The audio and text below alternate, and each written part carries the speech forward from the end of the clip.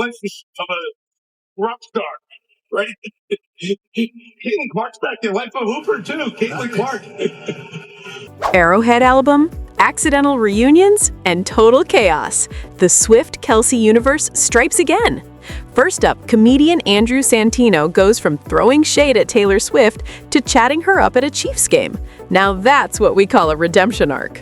Meanwhile, Travis Kelce turns a Raiders fan from full-on hater to hype man in his latest ad campaign. The drama, the irony, the energy. It's pure Swift-Kelce cinematic perfection. I'll be honest, I've said a lot of mean things to Travis Kelce. He sent me this drink, Accelerator. I wanted to hate it. But low-key, I love it. Meanwhile, Swifties are in full detective mode, breaking down the life of a showgirl to uncover every hidden soundbite and Easter egg, from George Michael's smooth grooves to Pixies-level chaos. And over on New Heights, Travis and Jason Kelce just dropped a massive podcast bombshell that's got fans spiraling all over again. Guest today is 6'1" actor from Toronto, Canada. New York Times ranks him as the 4th greatest actor of the 21st. Meanwhile, Stephen Colbert jumps into the chaos, hilariously defending Taylor's new album from the critics, turning every mixed review into pure comedy gold. Those reviewers are just jealous of her talent and of Travis Kelce's majestic redwood. And finally, the rumor mill is spinning once again. Word is, Taylor Swift and Blake Lively have quietly reignited their iconic A-list friendship. Now picture this. Arrowhead Stadium is electric, the Chiefs versus Lions game is in full swing, and who's casually hanging out in Taylor's VIP suite? Andrew freaking Santino. Yeah, the same guy who just weeks ago joked that he wouldn't even sniff the guest list for Taylor and Travis's wedding. Talk about a plot twist. This is the comedian who literally said Taylor guards that list like it's Fort Knox, and now he's sitting right next to her. Sure, when they're going down the list, she'll get to Santino and be like, I don't know, dude. Swifties lost their minds online, calling him everything from salty to straight up disrespectful. At that point, it looked like Andrew Santino had zero chance at redemption. But fast forward to Sunday and boom, there he is, grinning beside the world's biggest pop star like they've been brunch buddies for years. Taylor, fresh off releasing her 12th studio album, The Life of a Showgirl, was back in her signature Arrowhead hideout. As usual, she moved like a CIA operative, slipping into the stadium undetected until, surprise, she appeared on the broadcast mid-first quarter, laughing with WNBA legend Caitlin Clark and giving Papa Kelce a warm hug. And right next to her, Andrew Santino, looking like a man desperately proving he's no longer in the Swiftie doghouse. Eyewitnesses say Taylor was all smiles, Santino looked relieved, like he'd just been paroled from fan outrage prison. Naturally, the internet spiraled, analyzing the VIP seating chart like it was a coded message from the Swift-Kelce inner circle. Meanwhile, Travis Kelce seems to be handing out redemption arcs like Oprah gives out cars, and this time it's in his latest ad campaign. In the spot for his favorite energy drink, our beloved tight end faces off with one of his biggest trolls, a die-hard Raiders fan who spent years roasting him online like it's a full-time job. The twist is, instead of clapping back, Travis flips the script, greeting his hater with pure charm and a free can of Accelerator. Honestly, that's more shocking than the Chiefs pulling a trick play on 4th down. The ad opens with the fan confessing to years of calling Kelce overrated, washed, and, the internet's favorite insult, not even top 5. I'll be honest, I've said a lot of mean things to Travis Kelce. I figured he'd never see. Then, out of nowhere, Kelce slides into his DMs, not to start beef, but to send him free energy drink samples. Bold move, right? The fan gives it a shot, and bam, instant conversion. One sip, and he goes from Kelce sucks to Kelce rocks, faster than you can say Super Bowl rings. And he DM'd me. He sent me this drink, Accelerator. I loved it. I actually feel energy without the crash an hour later. Next thing you know, the ad cuts to the two of them chilling on a couch, laughing like old college bros, and sipping Accelerator like it's the official drink of world peace. Used to be a hater, but now we're best friends. things. The internet devours it. TikTokers are calling it the greatest PR move since Ryan Reynolds sold Aviation Gen, and honestly, they're not wrong. Insiders say the whole stunt is part of a cheeky Upgrade Your Energy campaign designed to make both the brand and Kelce look effortlessly cool and surprisingly human. Mission absolutely accomplished. And speaking of missions, Taylor Swift is on one of her own with The Life of a Showgirl, an album that's turned Swifties into espresso-fueled music detectives. These fans aren't just listening, they're investigating. The way they're dissecting every beat, you'd think the FBI opened a Taylor Swift division. Wait, doesn't this sound familiar? They whisper online, and spoiler alert, it probably does. But that's intentional. Taylor didn't just sample music, she interpolated it. That's industry speak for taking a song you already love, flipping it on its head, and making it feel brand new. Think musical recycling, but couture edition. Insiders confirm the only officially credited interpolation is from George Michael's Father Figure, which fits perfectly with Taylor's nostalgic, sultry storytelling era. And let's be honest, if anyone can turn Father Figure into a devastating emotional ballad that makes you question your entire existence, it's Taylor Swift. But of course, Swifties aren't buying that it's just one. They've gone full forensic mode, comparing Eldest Daughter to White Horse, Ruin the Friendship to a Lenny Kravitz classic, and Actually Romantic to what sounds like a Pixies meets Teenage Dirtbag fever dream.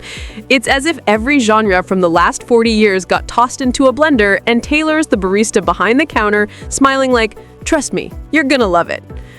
And just when fans thought the Swift-Kelce universe couldn't expand any further, the Kelce brothers said, "Hold our mics," because Travis and Jason just dropped a massive bombshell that sent both sports fans and Hollywood stans into meltdown mode. They've got Keanu Reeves on new heights. Yep, John Wick himself is entering the Kelceverse. The reveal was peak chaos in the best way possible. Jason doing his signature WWE-style intro, hyping Keanu up like he's about to enter the Royal Rumble. 6'1", Canadian, possibly immortal, and cooler than anyone you've ever met. It's official, the Kelce Swift cinematic universe has gone multiverse level. Guest today is 6'1" actor from Toronto, Canada. New York Times ranks him as the 4th greatest actor of the 21st century, but he's number 1. Then out strolls Keanu Reeves in the teaser, looking like he just finished saving the world again before casually dropping by the studio. He cracks a joke about the Chiefs' Super Bowl chances, and of course, Travis Kelce takes the bait with a confident grin. The team's rolling right now. Keanu just smiles, that calm, mystical, proud dad energy radiating off him like he's watching his kid hit a home run at Little League. The vibe? Pure bromance meets caffeinated chaos, the kind of crossover energy you didn't know you needed until it happened. Win the Super Bowl. I think the Kansas City Chiefs are rolling right now, big guy. Yeah, man. The internet, of course, completely exploded. Fans flooded the comment section in chaos, half of them screaming about how the Kelce brothers collect A-listers like Pokemon cards, and the other half demanding to know what kind of black magic their booking agent is practicing. One fan even joked they must have sacrificed a Lombardi trophy to get Keanu. Honestly, not a bad theory. But insiders say the Keanu episode isn't just a flex. It's a statement. It marks another major step in New Hype's evolution from a fun locker room-style podcast to a full-blown cultural juggernaut. Since launching in 2022, the show has skyrocketed from casual football banter to breaking Guinness World Records for live viewership. And that guest list? Absolutely ridiculous. We're talking LeBron James, The Rock, Jimmy Fallon, Adam Sandler, and of course, Taylor Swift herself, whose appearance to discuss the life of a showgirl practically broke the internet. Now, with Keanu Reeves joining the lineup, New Heights isn't just a podcast anymore. It's an empire. It's like every week they spin a giant wheel labeled "Who's Cooler Than Us?" and somehow it always lands on the perfect name. And speaking of unstoppable, while Travis and Jason are out here collecting A-listers like it's a sport, over in late night land, Stephen Colbert has officially entered the chat. And he's clearly been sipping some showgirl-flavored tea. On Monday night's Late Show, Colbert hit pause on the usual political circus to address what's become the biggest pop culture courtroom case of the week: Taylor Swift's new album, The Life of a Showgirl, getting, gasp, mixed reviews. Apparently, not everyone is bowing down to the Queen of Sparkle, and Colbert was not having it. He came out swinging like a knight defending his monarch, reminding the world of the internet's #1 rule: you do not mess with Taylor Swift. Colbert hilariously implied that the critics are just green with envy, jealous of Taylor's ability to write heartbreak, drop cryptic hints, dominate the charts, and still date a man built like a redwood. And yes, in true Colbert fashion, he may or may not have slipped in a cheeky reference to that infamous lyric from Wood. The audience went wild. There was laughter, applause, and maybe even a few Swifties in tears of vindication. At one point, Colbert compared Travis Kelce's build to a national park, because as he put it, that's not a man, that's protected land. Those reviewers are just jealous of her talent and of Travis Kelce's majestic redwood. He painted the most ridiculous and perfect mental picture. Protesters camping out in the branches of the majestic redwood, aka Travis Kelce, to make sure it never gets cut down. By that point, the entire studio was gone, laughter echoing, Swifties cheering, and Colbert grinning like he just delivered the punchline of the year. Protesters up in the branches to keep it from being cut down. A sequoia. It is nearly 2,000 years old. I hear it has its own ecosystem. Colbert somehow managed to turn a Taylor Swift lyric into a climate change PSA. And honestly, we have to respect the hustle. But just as Swifties finished howling over his majestic redwood sermon, the universe decided to drop another twist straight out of the Swift multiverse. And this one stars her old partner in gossip crime, Blake Lively. Yep, it looks like the blonde bestie era might officially be back in business. According to insiders, whispers started swirling after someone on a certain celeb podcast spilled that Taylor and Blake were spotted hanging out again. No paparazzi circus, no red carpets, just two icons catching up like the world wasn't watching. And honestly, the timing couldn't be juicier. Fans had been wondering if there was a little frost in the friendship, especially after Blake got caught up in that messy "It Ends With Us" lawsuit drama with co-star Justin Baldoni, which somehow managed to drag Taylor's name into the gossip tornado. Naturally, the internet went full FBI mode. Swifties became private investigators overnight, dissecting everything from Blake's social media silence to Taylor's friendship bracelets like it was a coded message from the CIA. Then came the clue that broke the internet. Fans noticed Taylor wearing a Lorraine Schwartz bracelet that looked suspiciously identical to the one Blake rocked at her London premiere last year. Coincidence? Please. This is Taylor Swift. Coincidences don't exist in her universe. Everything's a symbol, a signal, or a setup for track 13. Swifties are now convinced it was her subtle way of saying, "We're good, bestie," because at this point, even her accessories have character development. Adding even more fuel to the fire, one of her new songs, rumored to be Candle, has everyone whispering that it's not just about public backlash, but about forgiveness and second chances. And given Blake's recent chaos, fans are connecting dots faster than conspiracy theorists on Double Espresso.